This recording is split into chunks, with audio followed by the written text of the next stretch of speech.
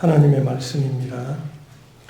사도들이 백성에게 말할 때 제사장들과 성전 맡은 자와 사두개인들이 이르러 예수 안에 죽은 자의 부활이 있다고 백성을 가르치고 전함을 싫어하여 그들을 잡음에 날이 이미 저물었으므로 이튿날까지 가두었으나 말씀을 들은 사람 중에 믿는 자가 많으니 남자의 수가 약 5천이나 되었더라. 이튿날 관리들과 장로들과 서기관들이 예루살렘에 모였는데 대제사장 안나스와 가야바와 요한과 알렉산더와 및 대제사장의 문중이 다 참여하여 사도들을 가운데 세우고 묻되 너희가 무슨 권세와 누구의 이름으로 이 일을 행하였느냐. 이에 베드로가 성령이 충만하여 이르되 백성의 관리들과 장로들아, 만일 병자에게 행한 착한 일에 대하여 이 사람이 어떻게 구원을 받았느냐고 오늘 우리에게 질문한다면 너희와 모든 이스라엘 백성들은 알라. 너희가 십자가에 못 박고 하나님이 죽은 자 가운데서 살리신 나사렛 예수 그리스도의 이름으로 이 사람이 건강하게 되어 너희 앞에 섰느니라. 이 예수는 너희 건축자들의 버린 돌로서 집 모퉁이의 머릿돌이 되었느니라. 다른 이로서는 구원을 받을 수 없나니 천하 사람 중에 구원을 받을 만한 다른 이름을 우리에게 주신 일이 없음이라 하였더라. 아멘. 사순절 둘째 주일이며 오늘부터 소모임이 시작됩니다. 우리 주 예수 그리스도의 이름으로 모여 교제하고 기도하고 서로 섬기는 모임입니다. 예배 후에 모든 성도가 이 사귐에 함께 하길 바랍니다. 또 교회는 부활절을 준비하고 있습니다. 우리 교회 자체적으로 할렐루야 찬양대가 주관이 되어 칸타타를 준비합니다. 각 찬양대 대원들이 함께 해주시길 바랍니다. 또 광진구 기독교 연합회가 주관하는 연합 예배와 연합 찬양제도 함께합니다. 연합 찬양제는 각 교단의 연합과 일치를 도모하는 것입니다. 이번 부활절 찬양제의 통합교단 찬양대는 중곡동교회 호산나 찬양대가 주관이 되어 준비합니다. 6, 7 교단이 참여하는데요. 우리 통합교단의 대표교회가 중곡동 교회가 됩니다. 그래서 최소한 7, 80명 이상의 찬양대원이 필요합니다. 세례교인이면 함께 할 수 있습니다.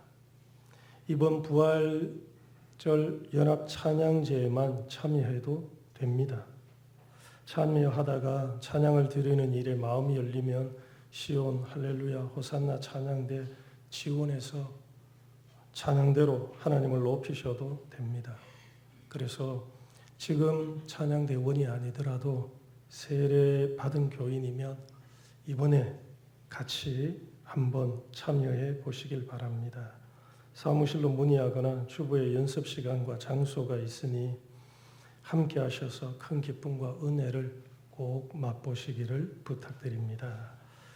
거룩한 주일 예배하는 성도에게 내가 너를 지명하고 하여 불렀나니 너는 내 것이라 말씀하시고 품어주시는 하나님의 사랑과 위로가 함께하길 축원합니다.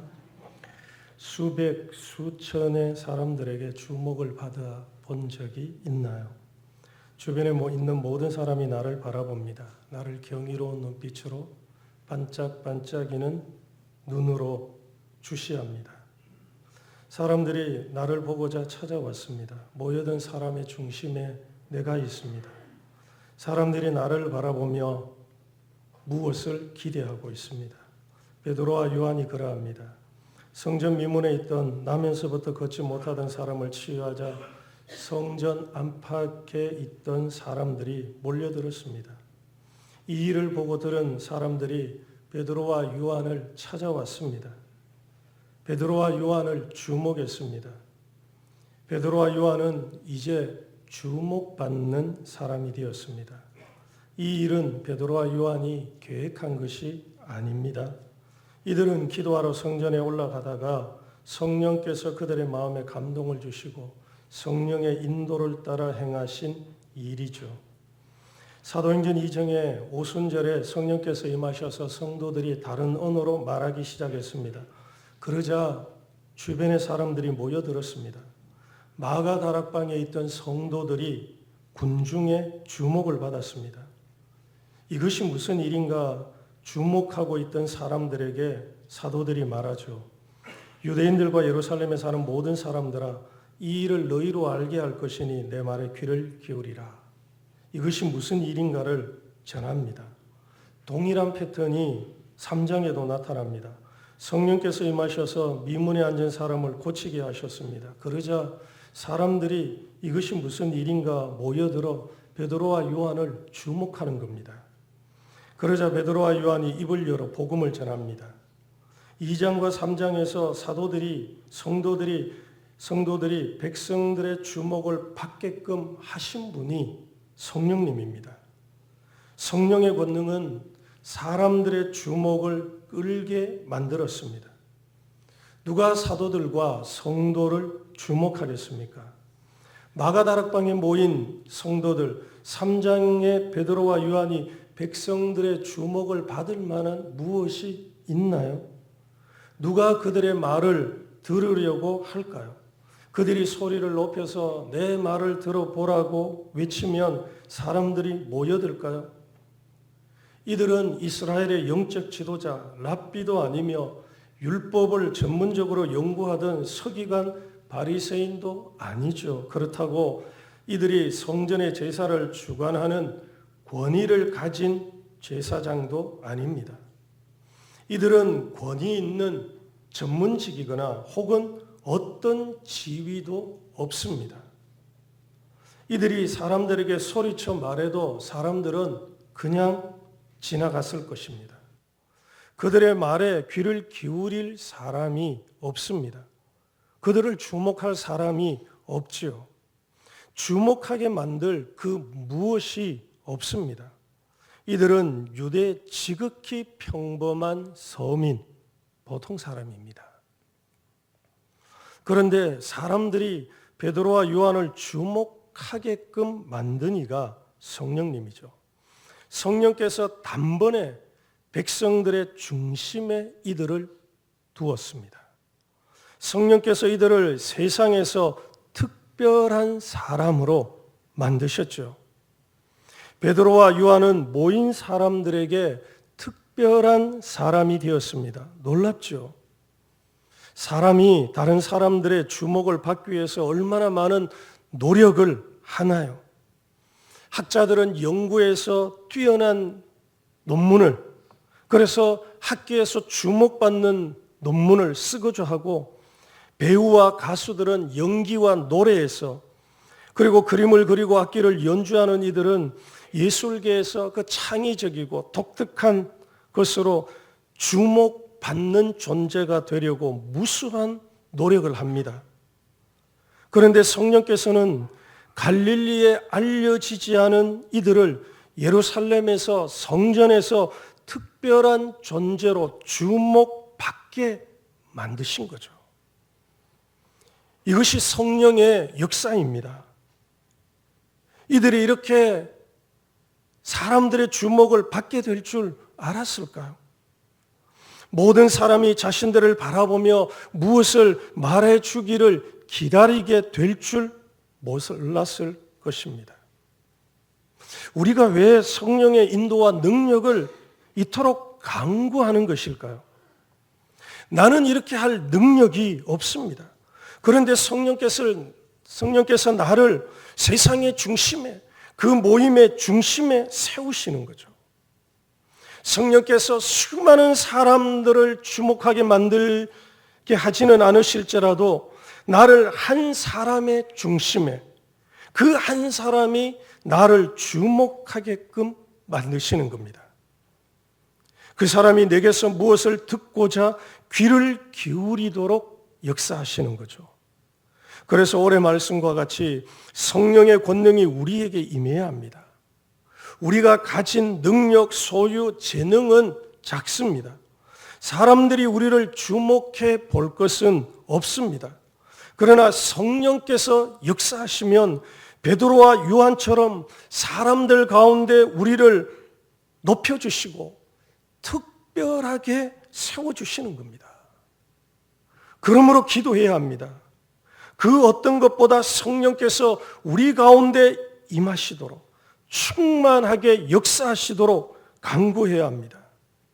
사순절을 통해 기도의 자리, 기도의 시간을 회복하자 했습니다. 기도의 자리에 오셔야 합니다. 기도의 시간을 사수해야 합니다. 내 재주로는 복음을 전하도록 사람을 모을 수가 없습니다. 내 재주로는 사람들이 나를 주목하여서 내 말에 귀를 기울이도록 할 능력이 없습니다. 그렇기에 성령께서 들어 나를 사용하시고 성령의 인도를 따라서 하나님께서 이 일을 행하시도록 간절하게 기도하는 것이 우리에게 필요한 것입니다. 이렇게 성령께서 사람들의 주목을 받을 때 베드로와 요한이 어떻게 하나요? 사도들이 왜 우리를 주목하느냐 합니다. 우리를 주목할 것이 아니라 예수의 이름이, 예수로 말미암아 난 믿음이 모든 사람 앞에서 이같이 온전하게 낫게 했다라고 합니다. 사도들은 자신들이 주목받아야 할 대상이 아니라는 거죠. 자기들의 권능과 경건을 주목하지 말라고 합니다. 사도들은 백성들이 예수님을 주목하게 합니다. 십자가에서 죽고 부활하신 예수께서 이 일을 행하였다고 예수님을 바라보게 합니다. 이것이 성령으로 충만한 사도들의 모습입니다. 이들은 성령께서 사람들의 주목을 왜 받게 하셨는지 아는 거죠.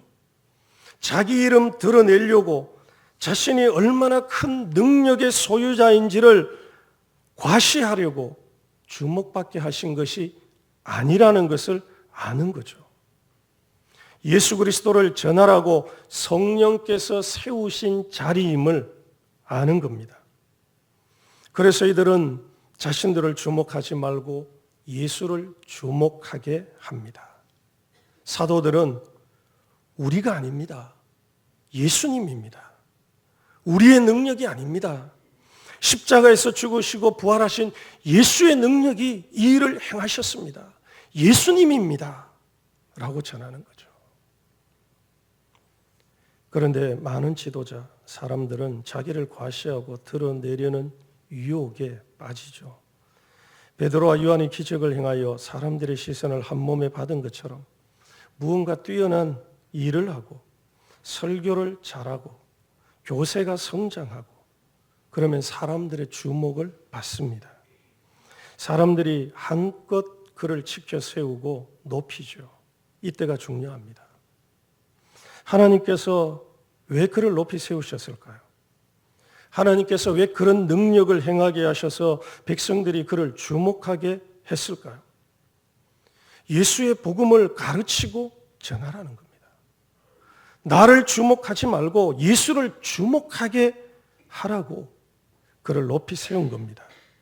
이것을 깨닫지 못하면 교만에 빠집니다. 이것을 알지 못하면 타락의 길을 걷습니다. 사람들이 자기를 칭찬하고 자기를 높여주니 자기 개인의 경건과 권능인 줄로 착각합니다. 그래서 거만해집니다.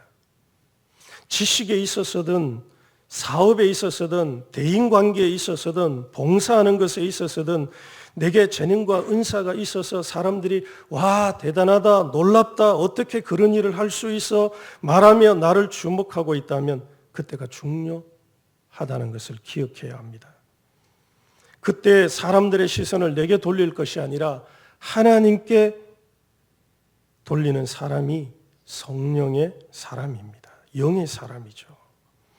사람들이 내게 찬사를 보내고 영광을 돌릴 것이 아니라 하나님께 찬사를 보내고 영광을 돌리도록 자신을 낮추고 하나님을 높이는 사람이 믿음의 사람입니다. 갈라디아서 말씀처럼 내가 그리스도와 함께 십자가에 못 박혔나니 그런즉 이제는 내가 사는 것이 아니요 오직 내 안에 그리스도께서 사신 것이라.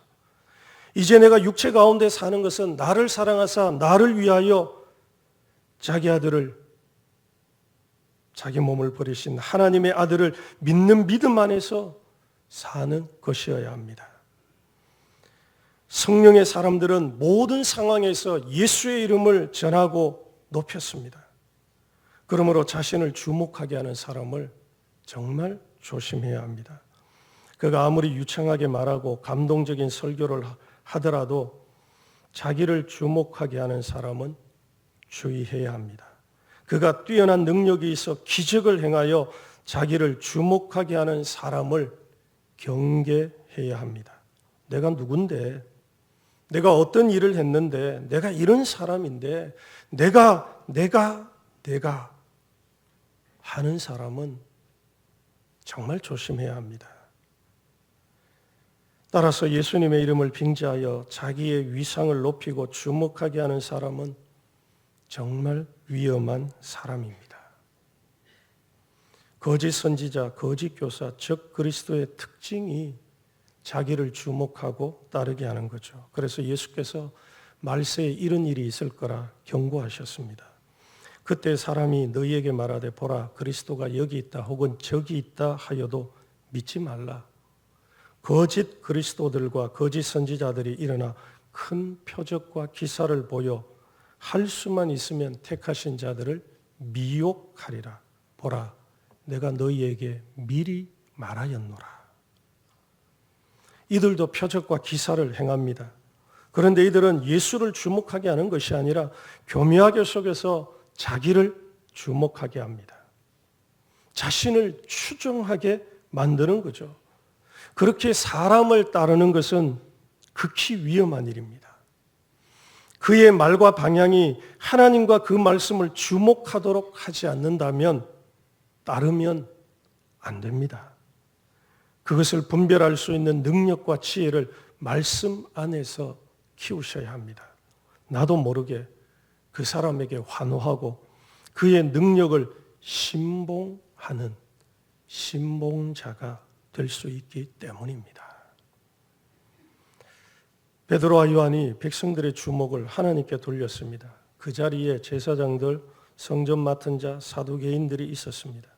이들이 베드로와 요한을 잡아서 가둡니다.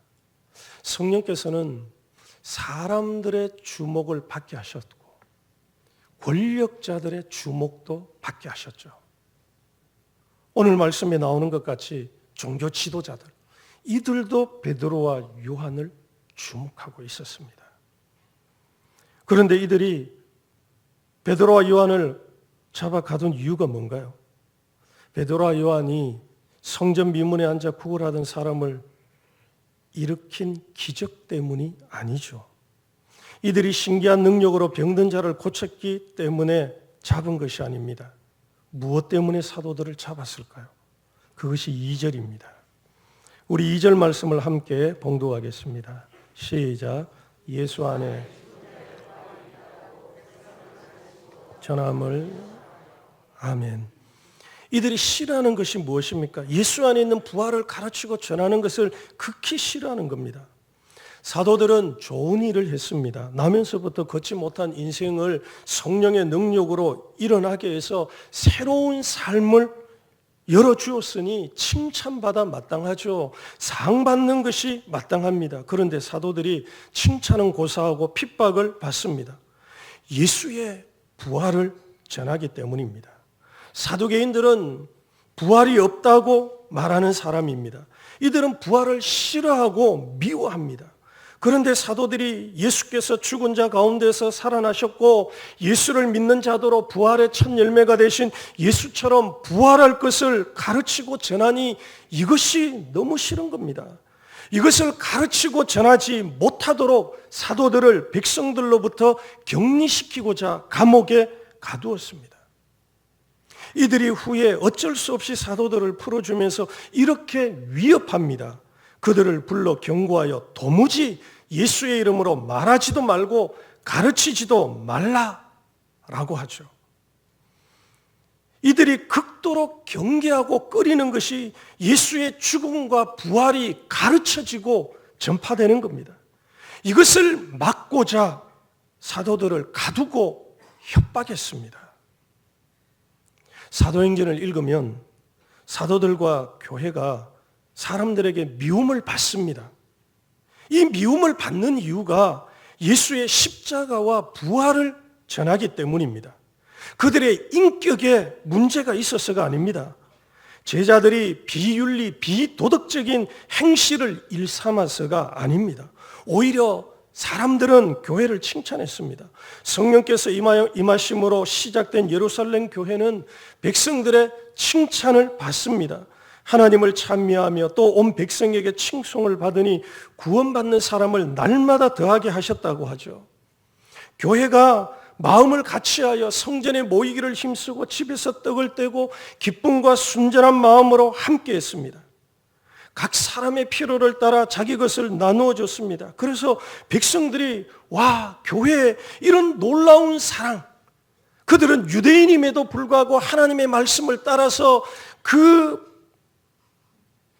나라 가운데서, 백성 가운데서 이러한 일을 행하지 못하는데 성령이 임한 교회에 이러한 일들이 일어남을 보면서 칭송했습니다.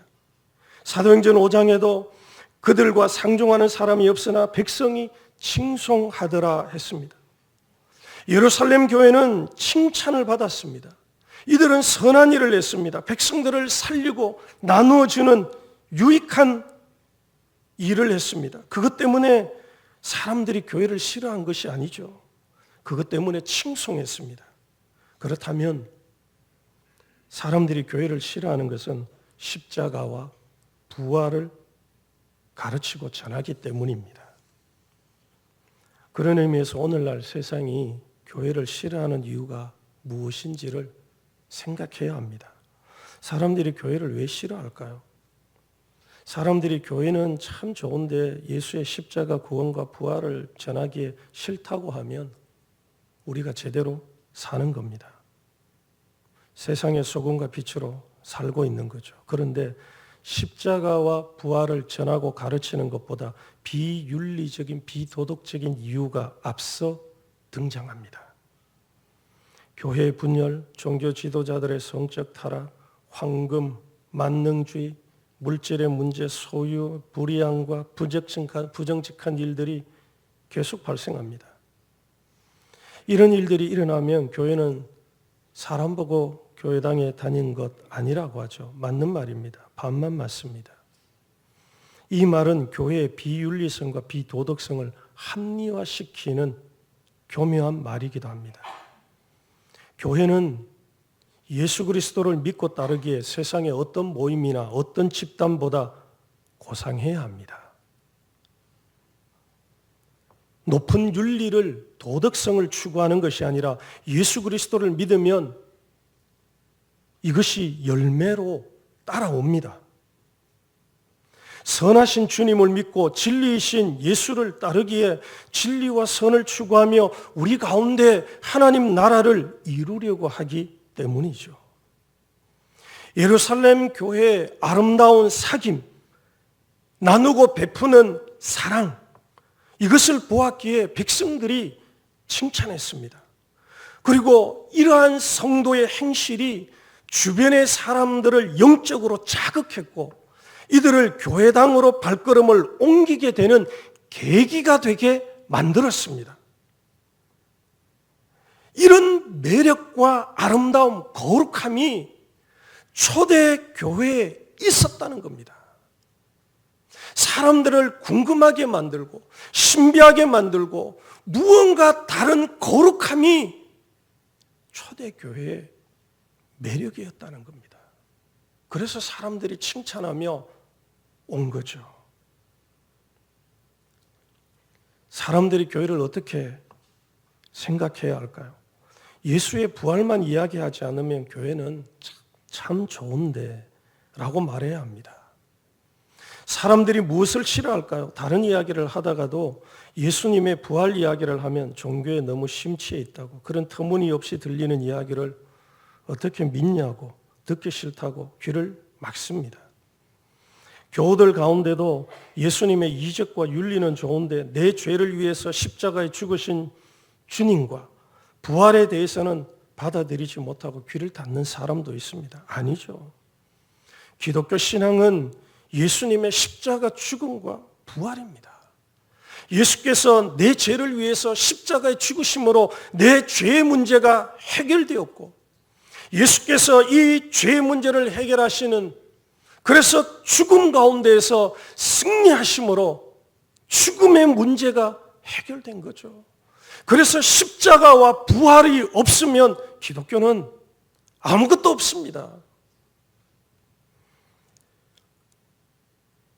우리가 이 자리에 있는 것, 이렇게 사는 것, 예수 그리스도의 십자가와 부활 때문이죠. 우리가 그분의 가르침을 믿고 따르면서 이 세상에서 주님의 걸어가신 그 발자취를 따라가는 것은 예수님의 죽으심과 부활 때문에 하는 것이죠. 교회가 핍박을 받는 이유가 윤리 도덕 때문이 아니었습니다. 선하지 않아서가 아닙니다. 부활을 전했기 때문이죠. 예수님의 다른 이름으로 구원받을 수 없다고 가르치기 때문이죠. 여러분이 신앙생활을 하면서 아주 편안하게 할 수 있는 길이 있습니다. 예수님의 부활과 오직 예수님만이 구원이라는 사실을 빼면 됩니다. 그러면 사람들이 여러분을 싫어하지 않습니다. 그리고 마찰과 갈등도 많이 줄어듭니다. 그러나 예수만이 구원이요 다른 길이 없다고 전하고 예수님 안에 있는 부활을 말하면 싫어합니다. 그런데 생각해 보면 예수의 이름만이 구원이고 예수 안에 있는 부활을 믿는 신앙생활을 하면서 그것을 가르치고 전하지 않는 것이 이상하지 않나요? 그것이 모순이죠. 나 예수만이 구원이시라고, 예수께서 다시 살아나신 것처럼 나도 예수 안에서 영생을 얻는, 다시 살 것이라고 믿으면서 그것을 전하고 가르치지 않는 것은 정말 모순이죠. 어떻게 그런 일이 일어날 수 있을까요? 성령께서 권능으로 임하자 사도들은 세상의 중심, 사람들의 중심에 서게 되었고 사도들과 교회는 예수의 부활을, 예수의 십자가를 가르치고 전한 겁니다. 사랑하는 여러분, 성령의 은혜와 능력 가운데 있는 교회가 가르치고 전해야 하는 것이 무엇일까요? 십자가와 부활이죠. 세상은 싫어합니다. 마귀도 싫어합니다. 방해하는 사람과 세력도 있습니다. 그러나 사도들은 성령께서 임하자 권능을 받아 예수가 그리스도다, 예수께서 부활하셨다, 다시 사셨다, 이것을 가르치고 전했습니다. 예수의 십자가 부활을 가르치고 전하는 교회가 예수 그리스도의 교회입니다. 십자가의 부활을 가르치는 교사가 참된 교사고 십자가와 부활을 증거하는 성도가 참된 성도인 거죠. 그러므로 기도하십시오. 내게는 이럴 힘이 없습니다. 그래서 예수님께서도 사도행전을 시작하면서 아버지께서 약속하신 성령을 기다려라, 성령이 너에게 오셔야 된다 이야기하신 거죠. 그래서 기도하셔야 되는 겁니다. 기도에서 성령의 역사가 일어나야 되는 거죠. 성령께서 역사하여 나를 특별한 사람, 주목하게 하실 때 바로 그때 복음을 전하고 가르치는 성도와 교회가 되어야 합니다. 그런 교회와 성도가 되길 축원합니다. 기도하겠습니다. 오늘 말씀을 기억하며 기도하겠습니다. 성령께서 임하셔야 합니다.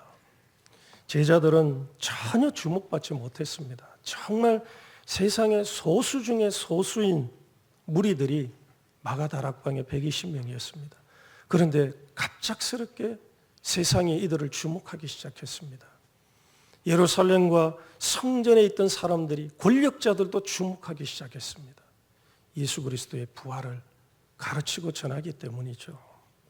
하나님, 이렇게 역사하셔서 저를 주목받게 해주신다면 제가 예수의 부활을 전하겠습니다. 성령님, 역사하여 주십시오. 성령의 임재를 바라며 기도하겠습니다. 그리고 우리 중곡동교회가 성령의 능력으로 부흥하는 교회가 되게 해주십시오. 예수의 부활을 가르치고 전하는 교회가 되게 해주십시오. 이러한 기도 제목으로 우리 1, 2분 정도 함께 기도하겠습니다. 하나님, 감사와 영광을 주님께 올려드립니다. 예수 그리스도의 십자가, 그 핏값으로 저를 구원하시고 하나님의 사람이 되게 하셔서 감사를 드립니다. 하나님, 나를 나되게 한 것은 이 주님의 십자가 사랑과 부활의 능력입니다. 하나님, 이 땅 가운데에서 담대하게 이 세상을 따르지 아니하고 사람을 따르지 아니하고 물질을 따르지 아니하고 예수를 따르는 것은 예수께서 구원이요 참으로 예수께서 우리의 부활이시기 때문입니다. 하나님, 참으로 이 예수님을 담대히 입을 열어 전할 수 있게 주님 도와주십시오.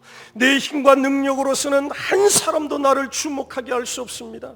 그러나 성령께서 임하시면 아버지, 많은 사람들이 나를 주목하며 나를 특별한 사람으로 삼으셔서 이 세상 사람들에게 예수의 부활을 증거하게 하실 줄 믿사오니, 하나님, 이러한 성령의 사람이 되도록, 성령님과 동행하는 사람이 되도록 깨어 기도하게 하시고, 하나님, 그 은혜를 구하는 예수의 사람이 되게 하여 주옵소서.